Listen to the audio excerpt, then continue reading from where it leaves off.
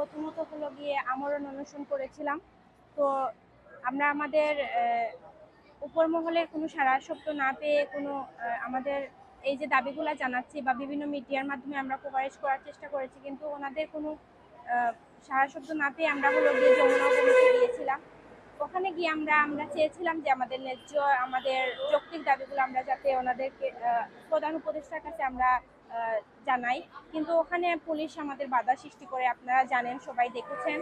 সেখান থেকে আমরা ফিরে এসে আবার এখানে আমরা অবস্থান নেই, এখানে লাগাতার অবস্থান কর্মসূচি এখন পালন করছি আমরা, কিন্তু এখন পর্যন্ত কেউই আমাদের সাথে কোনো যোগাযোগ করেন নাই। আমরা চেষ্টা করেছি যোগাযোগ করার, কিন্তু ওনারা বলেছেন যে আমাদের মিনিস্ট্রিতে আমরা জানিয়েছি কিনা, কিন্তু আমরা আমাদের মিনিস্ট্রিতেও জানিয়েছি। আমাদের হলো গিয়ে আমাদের যে মহিলা ও শিশু বিষয়ক মন্ত্রণালয়ের যে উপদেষ্টা মহোদয় আছেন ওনাকেও আমরা জানানোর চেষ্টা করেছি, কিন্তু হলো গিয়ে ওনারা এখন পর্যন্ত আমাদের কোনো বিষয় শুনতেও আসেন নাই, কোনো প্রতিনিধিও পাঠান নাই। আমরা এখনো এখানে আছি।